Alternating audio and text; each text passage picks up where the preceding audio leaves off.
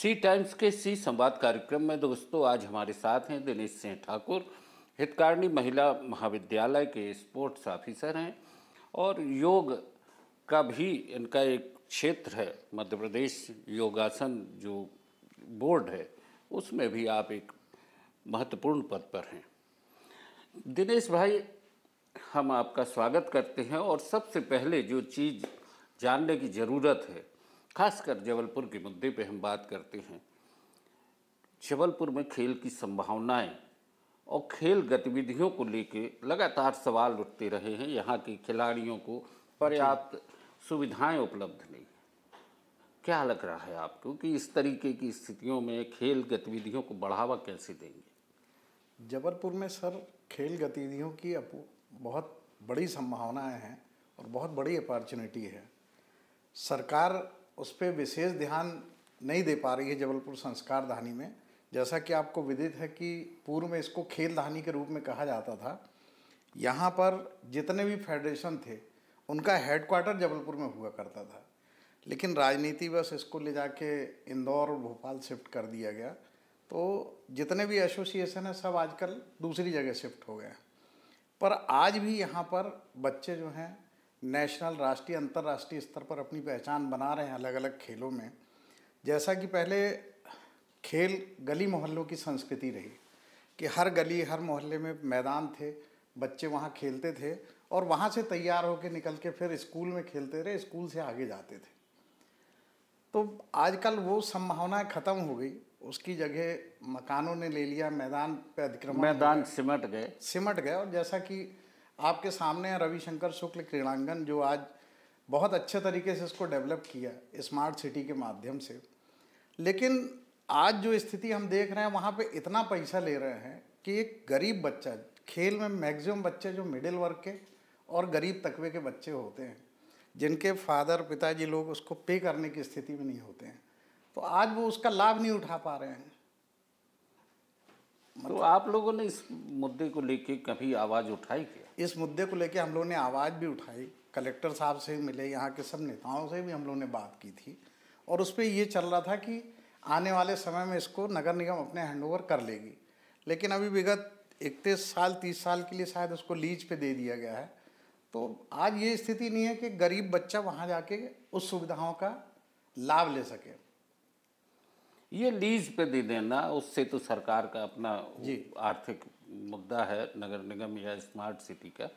लेकिन आम गरीब बच्चे, आम निर्धन परिवार के बच्चों को खेल की संभावनाओं से जोड़ने के लिए क्या कुछ होना जरूरी है और क्या आप लोगों ने अभी तक प्रयास किए? जैसा कि मेरा सोचना है सर कि जबलपुर संस्कार धानी पूरे मध्य प्रदेश में खेल के लिए जो गरीब तबके के बच्चे हैं और जो मिडिल वर्ग के बच्चे हैं वही सबसे ज़्यादा उसमें पार्टिसिपेशन करते हैं। और बहुत महंगे जो खेल हैं जैसे शूटिंग हो गई, इसमें फाइनेंशियल ज़्यादा पैसा लगता है, उसमें बड़े वर्ग के लोग भी उसमें शामिल होते हैं और वो एक छोटे से एरिया में हो जाता है। लेकिन बच्चों को जब मैदान ही नहीं मिलेगा खेलने के लिए, बाकी चीज़ें उपलब्ध नहीं होगी, उनको किट प्रोवाइड नहीं होगा। एक आपको पता होगा सर कि जैसे जब टीम में बच्चे सिलेक्ट होते थे और कहीं खेलने जाते थे तो रेलवे उसको कंसेशन देता था, पर आज ये स्थिति हो गई है कि रेलवे ने वो कंसेशन बंद कर दिया। तो एक पेरेंट्स जो है अगर 6 बार उसका बच्चा बाहर राष्ट्रीय स्तर पे या राज्य स्तर पे 15-20 बार खेलने जा रहा, तो उसका खर्च वो कैसे वहन करे? उसके लिए सरकार कोई पैसा नहीं देती है, पूरा पैसा लगा के जाते हैं। मतलब फेडरेशन जो बनी है उसके एसोसिएशन के लोग उन्हीं बच्चों से पैसा लेते हैं और उसको भेजते हैं। पहले ऐसा था कि सरकार अगर हम कोई टूर्नामेंट कराती थी फेडरेशन, तो सरकार उसका कुछ मानदेय भी देती रही, पर वो भी धीरे धीरे बंद करते चली जा रही है। फेडरेशन के लोगों ने आवाज़ें नहीं उठाई इस मामले में कि सरकार हमें आर्थिक मदद दी? फेडरेशन ने उठाई आवाज़, पर क्या होता है कि जो खेल जिसमें भारत अव्वल नंबर पे था, जैसे कबड्डी हो गया, खो खो हो गया, ज़मीन से जुड़े खेल थे, कुश्ती हो गया, इन खेलों को उस पर ज़्यादा ध्यान ना दे के इन्होंने ध्यान दिया वो नए खेल जैसे तीरंदाजी को इनने लिया, नए नए खेलों को इनने बढ़ावा दिया। अभी रानीताल स्टेडियम में इनने तीरंदाजी का एक सेंटर खोल दिया पूरा।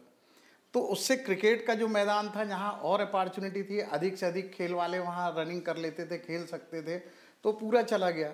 वहाँ पे एक बैडमिंटन हॉल बनाया। बैडमिंटन हॉल जो बनाया, उस बैडमिंटन हॉल में भी ये लोग क्या कर रहे हैं कि जो बच्चे हैं उनको बुला के उनसे फीस लेते हैं और सिर्फ वो प्रैक्टिस के लिए खेलते हैं, अपने शरीर को फिट रखने के लिए। पर ऐसे बच्चे जो एथलीट हैं, उन बच्चों को वहाँ पे खेलने का मौका नहीं मिलता है। और आप पता लगा लेंगे, अगर आपके माध्यम से आप पता लगा सकते हैं कि रानीताल स्टेडियम में लगातार स्टेडियम बुक रहता है किसी किसी के नाम, तो वहाँ कोई टूर्नामेंट नहीं हो सकते। और जब तक जबलपुर संस्कार धानी में बड़े आयोजन नहीं होंगे, अंतर्राष्ट्रीय और राष्ट्रीय स्तर के आयोजन नहीं होंगे, तब तक इस संस्कार धानी में खेल को जो महत्व मिलना चाहिए वो महत्व नहीं मिल पाएगा। खेल को लेके बहुत सी बातें होती रही हैं और ये सच्चाई भी आम लोगों तक पहुंचना ज़रूरी है कि यहाँ से तमाम एसोसिएशन जो हैं वो भोपाल शिफ्ट हो गए या इंदौर शिफ्ट हो गए। इसका दर्द भी होना चाहिए। हमारे इधर पे बहुत अच्छे खेल की संभावनाएं हैं, बहुत अच्छे एथलीट्स हैं, मैदान सिमट गए, ये भी एक चिंता का विषय होना चाहिए। लेकिन सरकार और सरकार से जुड़े हमारे जनप्रतिनिधि, इनकी भूमिकाओं को लेकर आप लोगों ने कभी कोई बड़े स्तर पे आवाज़ उठाई क्या? हम लोग ने इनकी भूमिकाओं पे तो नहीं उठाई, पर इन लोग से हम लोग ने अनुरोध भी किया और लगातार अपना हम लोग इनसे संपर्क में थे।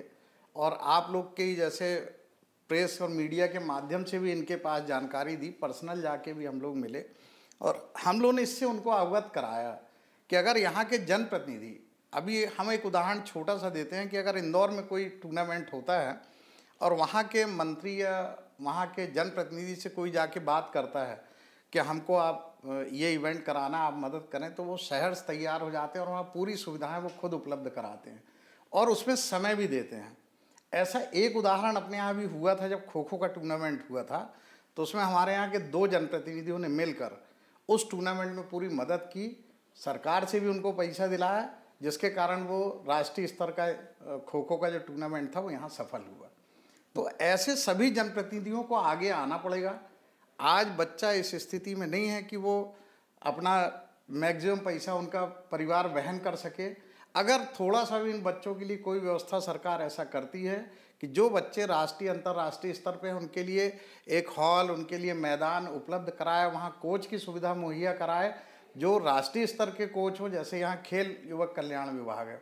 बड़ा दुख हो रहा है मुझे कहते हुए कि यहाँ पे जितने लोगों को रखा है एडहॉक बेस पे रखा हुआ है, वो राष्ट्रीय स्तर के खिलाड़ी रहे हैं, लेकिन आज आप देख लें अगर वो कहीं पे उनका एकेडमी चल रही हो या कोई सेंटर उनका चल रहा हो, तो मुझे तो नहीं लगता कि कहीं चल रहा हो, जबकि वो राष्ट्रीय स्तर खिलाड़ी हैं। अगर वो चाहें तो यहाँ के बच्चों को तैयार कर सकते हैं। मध्य प्रदेश ओलंपिक संघ के यहाँ पे उपाध्यक्ष भी हैं, वो भी बहुत कुछ कर सकते हैं। उनसे भी कभी आप लोगों ने बैठ के बात की क्या? उनसे भी बैठ के बात की। उनका भी दर्द है कि फेडरेशंस यहाँ होना चाहिए, यानी हेड क्वार्टर जबलपुर में होना चाहिए, लेकिन चूंकि अब वो सरकार से भी बंधे हुए हैं तो मुझे नहीं लगता कि उसमें कुछ विशेष। खेल का राजनीतिकरण हो जाना, ये कहीं ना कहीं एक टीस, इस बात की टीस हम लोग को भी है कि जो खेल को राजनीति से हट के रहना चाहिए, परे रखना चाहिए। आज जो इवेंट होते हैं उसमें ये नहीं कि जैसे अब महापौर कप हो रहा है, मैं एक उदाहरण के तौर पे बता रहा हूँ, या विधायक कप हो रहा है, तो उसमें सिर्फ उसी पार्टी के लोग आए, दूसरे पार्टी को वो तवज्जो ना मिले, ऐसा नहीं होना चाहिए। खेल को जिस दिन हमारे यहाँ की जनप्रतिनिधि राजनीति से अलग कर देंगे और बढ़ चढ़ के लोगों की मदद करना चालू करेंगे, स्पोर्ट्स को एक एक जनप्रतिनिधि एक एक खेल पकड़ ले, तो मैं ज़्यादा दिन वो दूर नहीं है जब यहाँ के बच्चे अंतर्राष्ट्रीय स्तर पर भी अपनी अलग पहचान बनाएंगे। अभी जैसे देखने में आता है क्रिकेट का एक बड़ा जुनून है, बच्चे खेलते हैं, तो क्रिकेट की भी संभावनाओं को लेके बार बार बात उठती रही है। यहाँ पर उतनी सुविधाएं उपलब्ध नहीं है। मैदान जो एक आपने बताया रविशंकर शुक्ल स्टेडियम, वो महंगा है, तो कैसे आगे बढ़ें? जैसा कि अपने यहाँ रानीताल स्टेडियम क्रिकेट के लिए तैयार किया गया था और वो पर्याप्त था।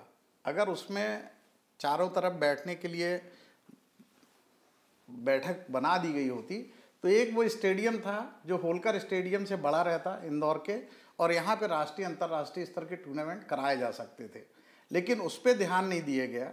उसके अलावा इन्होंने वहाँ पे उसी ग्राउंड में वो बना दिया, यानी हॉस्टल बना दिया, एकेडमी बना दी, अलग अलग चीज़ डाल दी, तो मैदान धीरे धीरे छोटा होता चला जा रहा है। अभी रांची में एक नए स्पोर्ट्स कॉम्प्लेक्स का उद्घाटन हुआ। रांची में नए स्पोर्ट्स कॉम्प्लेक्स जो है, तो मैं वही तो विडंबना है ना सर कि उस स्पोर्ट्स कॉम्प्लेक्स का उद्घाटन हो जाने के बाद ये सब रहता खेल युवक कल्याण विभाग के अधिकारी के पास। वो अगर सही ढंग से सभी फेडरेशनों को मदद करना चालू कर दें, तो मैं बता रहा हूँ इस संस्कार धानी में बेहतर लड़के ने, मैं आपको एक छोटा सा उदाहरण दे रहा हूँ। योगासन स्पोर्ट्स का मैं भी मध्य प्रदेश का सेक्रेटरी भी हूँ। मुश्किल से भी 3 साल 4 साल हुए उसको लॉन्च किए हुए। 1 साल नेशनल उसका ऑनलाइन हुआ था, उस समय कोविड था, और उसके बाद कंटिन्यू 3 साल जो है तो ऑफलाइन इवेंट हुए। अपने जबलपुर में ऐसे कोच हैं, वो उसने कोचिंग रूम में अपने बच्चों को सिखाया, कोई भी एक आध हॉल लेके बिना सुख सुविधाओं के उसने सिखाया। उन बच्चों ने नेशनल में अपना स्थान बनाया। वहीं मैं तुलना करके बता रहा हूँ, एक ध्रुव एकेडमी है मुंबई की, जहाँ एक बच्चे पे 30 लाख रुपए खर्च करते हैं, वहाँ के बच्चों को हरा के अपने बच्चों ने फर्स्ट प्लेस ली है। तो ऐसा नहीं है, यहाँ पोटेंशियल है, टैलेंट है, लेकिन अगर इन्हीं बच्चों को प्रॉपर सुख सुविधा मिल जाए, एक आध हॉल, मैंने कई बार रिक्वेस्ट किया हमारे माननीय खेल विभाग के अधिकारी जी से कि एक हॉल आप हमें उपलब्ध करा दें जिसमें योगासन स्पोर्ट्स में बच्चों को, एथलीटों को हम तैयार करेंगे। हम उसको निःशुल्क प्रशिक्षण देने तैयार हैं, वो पूरी व्यवस्था हमारी रहेगी, लेकिन वो रूम मुहैया नहीं करा पाते हैं। मतलब ये परेशानी से हम लोग को जूझना पड़ रहा है। मजबूरी में मंदिर है अपना ये श्रीनाथ की तलैया में, उसके ऊपर बच्चों को सिखाया जाता है और वो बच्चे नेशनल में रिजल्ट दे रहे हैं। दोस्तों, ये दर्द बहुत बड़ा है और सुविधाएं बहुत छोटी हैं, उनको विस्तार मिलना चाहिए। और सबसे बड़ी बात है, जैसा कि दिनेश सिंह ने बताया, कि बच्चों को जब टूर्नामेंट के लिए ले जाते हैं तो रेल विभाग से जो एक कंसेशन मिलना चाहिए वो भी सरकार ने बंद कर दिया। खेल को बढ़ावा देना है, ये बात प्रधानमंत्री नरेंद्र मोदी जी भी बोलते हैं, मध्य प्रदेश के मुखिया मोहन यादव भी बोलते हैं, लेकिन वास्तविकता जो है ज़मीन पे वो बहुत सिमटती जा रही है।